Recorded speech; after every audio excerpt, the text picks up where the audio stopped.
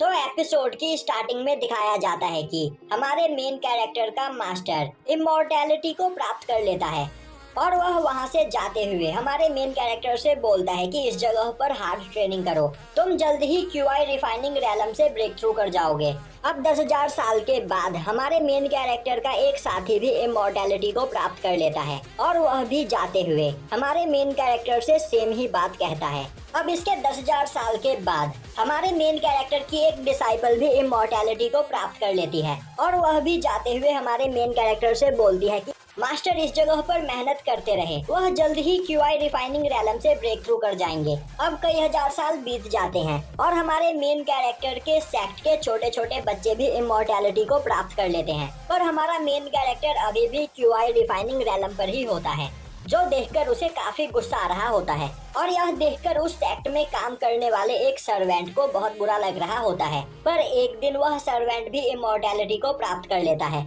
अब 50,000 साल से ज्यादा का टाइम बीत चुका होता है, पर मेन कैरेक्टर अभी भी क्यूआई रिफाइनिंग रैलम पर ही होता है और देखते ही देखते 90,000 साल बीत जाते हैं और सेक्ट के कुत्ते बिल्ली भी इमॉर्टैलिटी को प्राप्त कर लेते हैं, पर हमारा मेन कैरेक्टर अभी भी क्यूआई रिफाइनिंग रैलम पर ही होता है, जो देखकर उसे काफी गुस्सा आ रहा होता है। अब वह गुस्से में एक केव के अंदर चला जाता है और उस केव के डोर को सील करता हुआ बोलता है कि जब तक मैं क्यूआई रिफाइनिंग रैलम से ब्रेक थ्रू ना कर लूं, तब तक मैं इस केव से बाहर नहीं निकलूंगा। अब धीरे धीरे कई साल बीत जाते हैं और इस बीच हमारे मेन कैरेक्टर का सेक्ट काफी ज्यादा कमजोर हो जाता है, जिस वजह से उनके आस पड़ोस के सेक्ट उन्हें दबाने की कोशिश करते हैं। अब एक दिन एक सेक्ट का यंग मास्टर टियानलान सेक्ट में आता हुआ वहाँ की एक लड़की को धमकी देते हुए बोलता है कि तुम्हारा सेक्ट अब कुछ ही दिनों में डिस्ट्रॉय होने वाला है, तो यहाँ पर तुम्हारे पास बस एक रास्ता बचा है, तुम मुझसे शादी कर लो, वरना मैं आज ही तुम्हारे सेक्ट को डिस्ट्रॉय कर दूंगा। अब यह सुनकर उस लड़की को काफी ज्यादा गुस्सा आता है और वह बोलती है कि यहाँ पर चाहे कुछ भी क्यों ना हो जाए, वह उससे कभी शादी नहीं करेगी। जो सुनते ही वह लड़का अपने कुछ एल्डर्स को उस लड़की को उसके पास पकड़कर लाने का ऑर्डर देता है। अब यह सुनते ही 2 एल्डर्स उस लड़की पर अटैक करने के लिए आगे बढ़ते हैं। वह लड़की उन एल्डर्स के साथ फाइट करने की कोशिश करती है, पर वह दोनों एल्डर्स उससे काफी ज्यादा पावरफुल होते हैं। दूसरी ओर बाहर का मौसम खराब हो रहा होता है और तभी एक लाइटनिंग स्ट्राइक उस केव के ऊपर लगे हुए सील पर गिरता है, जिससे वह सील डिस्ट्रॉय हो जाता है। अब केव का दरवाजा खुलता है और केव के अंदर से हमारा मेन कैरेक्टर निकलकर बाहर आता है और अब वह बोलता है कि इस जगह पर मुझे ट्रेनिंग करते 10,000 साल का टाइम बीत चुका है, पर मैं अब तक क्यूआई रिफाइनिंग रैलम से ब्रेक थ्रू नहीं कर पाया हूँ और यहाँ पर कल्टीवेशन करते हुए मुझे 1 लाख साल से ज्यादा का समय हो गया है, पर मैं अब तक क्यूआई रिफाइनिंग रैलम पर ही हूँ। अब वह बाहर मौजूद ऑरा को फील करते हुए बोलता है टियानलान सेक्ट के 200 एल्डर्स के ऑरा गायब हो चुके हैं, मतलब उन सभी ने भी इमॉर्टैलिटी को प्राप्त कर लिया।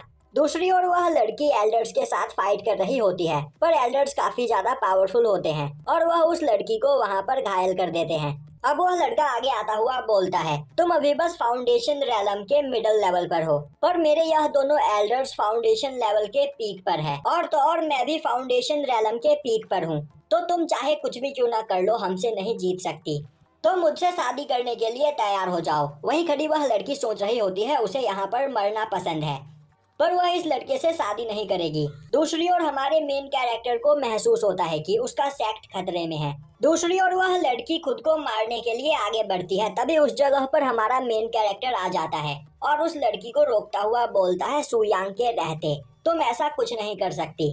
अब वह सभी लोग पहले सुयांग को देखकर डर जाते हैं, पर तभी वह लड़का हंसते हुए बोलता है यह तो अभी बस क्यूआई रिफाइनिंग रैलम पर है, तो आखिर यह खुद को समझता क्या है। और अब वहाँ पर सभी लोग सुयांग का मजाक उड़ाने लगते हैं। तभी सुयांग बोलता है तो क्या तुम सभी लोग यहाँ पर मेरे टियानलैंग सेक्ट को डिस्ट्रॉय करने के लिए आए हो? अब यह सुनते ही एक एल्डर हंसता हुआ बोलता है यह इंसान अभी बस क्यूआई रिफाइनिंग रैलम पर है, इससे पावरफुल तो कुत्ते और बिल्लियाँ होती है, पर आखिर यह खुद को समझता क्या है। तभी दूसरा एल्डर बोलता है मैं इसे अपनी एक उंगली से मार सकता हूँ, और अब वह सुयांग पर अटैक करने के लिए आगे बढ़ता है। उसी वक्त सुयांग अपनी एक उंगली का यूज करते हुए उसे मार देता है। यह देखकर सभी लोगों के होश उड़ जाते हैं। तभी सुयांग आगे बढ़ता हुआ एक एल्डर को बस टच करके मार देता है, जो देखकर सभी लोग डर जाते हैं। तभी सुयांग बोलता है तुम्हें मैं इस जगह पर तड़पा के मारूंगा, और अब वह तीसरे एल्डर को गला दबाकर मार देता है, जिसके बाद वह चौथे एल्डर को देखते हुए बोलता है, तुमने इस जगह पर मुझे कुछ नहीं कहा, इसीलिए मैं तुम्हें पेनलेस डेथ दूंगा। और अब वह चुटकी बजाकर उसे धूल बना देता है। अब यह देखकर वह लड़का काफी ज्यादा डर जाता है और बोलने लगता है कि यह क्यूआई रिफाइनिंग रैलम पर नहीं बल्कि गोल्डन एक्सिलर रैलम पर है, क्योंकि गोल्डन एलिक्सर रैलम का ही कोई पर्सन फाउंडेशन रैलम के पर्सन को इतनी आसानी से मार सकता है। और अब वह अपने साथी के साथ वहां से भागने लगता है। तभी सुयांग बोलता है, आखिर यह लोग डर क्यों गए? मैं गोल्डन एक्सिलर रैलम पर नहीं बल्कि क्यूआई रिफाइनिंग रैलम पर ही हूँ। और यहीं पर यह एपिसोड खत्म हो जाता है।